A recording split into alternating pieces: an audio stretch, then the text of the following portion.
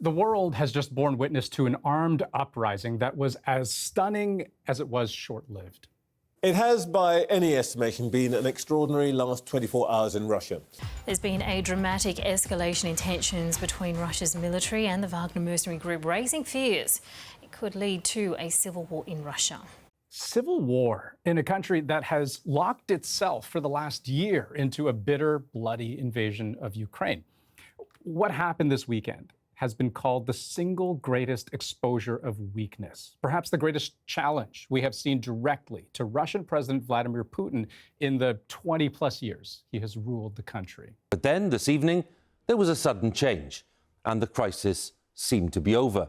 Even days later, we're all sort of scratching our heads, asking the same question. What on earth happened? I'll explain how it all went down and what it means when you push a country to the brink only to pull it right back. Yevgeny Prigozhin runs the Wagner Group. That's a paramilitary group of mercenaries that Russia has increasingly relied upon to do violent work. It is effective and brutal, with great access to money, power, and numbers. In capturing the Ukrainian city of Bakhmut, Prigozhin has said 20,000 of his own men died. Now, depending on whose numbers you believe, maybe 1 in 10 people killed in this war are Wagner Group soldiers. And that's taking both sides, even civilians, into account. I say this because it says a lot about Prigozhin's stake in all of this. You know, that the whole war effort has stalled so badly, has forced Prigozhin into an increasingly difficult and desperate situation. Adding to this is that he is very much a man on the clock. Putin's top officials have been calling for groups like Wagner to be folded into the Russian military, and Putin himself has given the green light. Значит, первое, что нужно сделать, заключить контракты со всеми добровольными объединениями, так? Иначе социальная гарантия со стороны государства не возникает. И второе, нужно внести некоторые изменения в закон. И то, и другое будет сделано. This has outraged Prigozhin. The idea of having, everything he's worked for absorbed into the broader Russian command structure is a highly offensive idea to him. And keep in mind, this is a man who has spent years building his own political and military influence, and who may see himself more as a partner to Putin than a subordinate, a relationship cultivated over some 30 years. He believes Russia's Ministry of Defense is incapable of commanding a group like his. He also accused the Russian military of providing Putin with inaccurate information about the status of the war and claimed that Russia is, in fact, losing ground on the battlefield. For months now, Prigozhin has accused Russia's military leadership of gross incompetence, failing to properly support his mercenaries with the gear and the ammo that they need to fight. They're being starved, he says, in a move driven by jealousy. Military leaders who see him as a rival, and if not a threat, an outright enemy. Talking about his own dead soldiers, Prigozhin is reported to have once said, "These are someone's fathers and someone's sons. The scum that doesn't give us ammunition will eat their guts in hell." On the face of it, the breaking point appears to be when Prigozhin claims Russia's military launched a direct assault on his soldiers, killing many. This was late Friday. What followed unfolded at lightning speed. Prigozhin announced his army, tens of thousands strong, would reverse course, backing out of Ukraine, marching directly on Moscow. This is how the day began. In the Russian city of Rostov, armed men and armor on the streets. 7 часов 30 минут утра под контролем военные объекты Ростова, в том числе аэродром. Rostov-on-Don is about 12 hours drive south of Moscow. It is the primary Russian staging ground for the war in Ukraine. And Prigozhin bragged that he was able to capture it without firing a single shot. Russia issued a warrant for Prigozhin's arrest for mutiny, while Moscow readied for an attack, setting up roadblocks all along the highway, about 1,000 kilometers separating Wagner Group from Putin's own security force.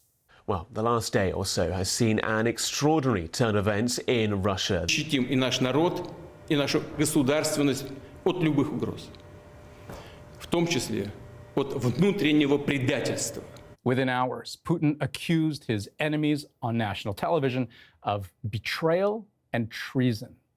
Thousands of Chechen soldiers scrambled back to Moscow from Ukraine. According to state television in Chechnya, sections of highway were dug up to slow Wagner's approach.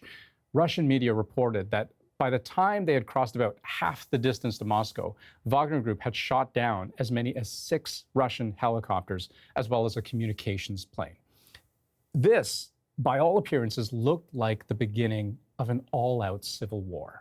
You know, in Russia, things can change very fast, and for whatever reason, they did so today.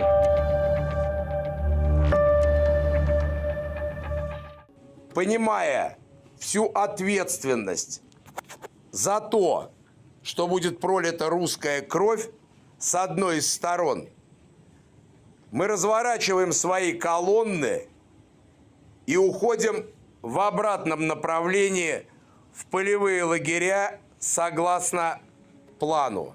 As quickly as it began, this march for justice, as Prigozhin described it, was over. Literally less than 24 hours after it began. And we don't really know why. You know, Prigozhin maintains this was always more of a protest than a coup.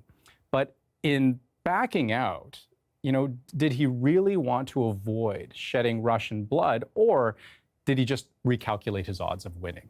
You know, for an army so small to take on a country so large, you need 2 things: speed and support. Prigozhin may have had the former, but would Russia's most senior military leaders just abandon Putin? Tough call.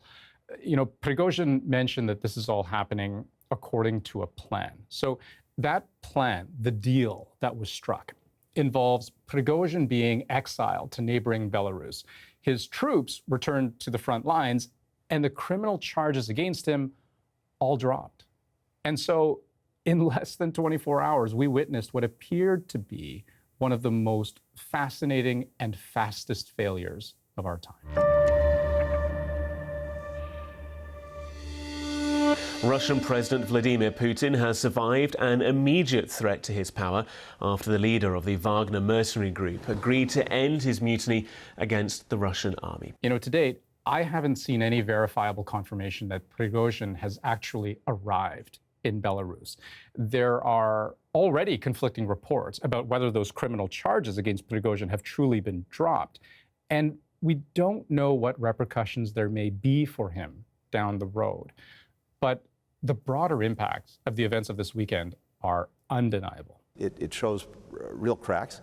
We can't speculate or know exactly where that's going to go. We do know that Putin has a lot more to answer for in the weeks and months ahead. Human rights lawyer Bill Browder said this: if a warlord with just 25,000 men is able to take over several cities in Russia and make it to Moscow unopposed, it shows that Putin's authority as a dictator is completely fake. You know, there may not have been a coup in any real sense here. I heard someone say Prigozhin either went too far or not far enough. But the illusion of Putin's invincibility, that, if nothing else, may be the real casualty here. After all, how do you brand someone an enemy of the state, a backstabbing traitor, and then just let them go? We'll be right back.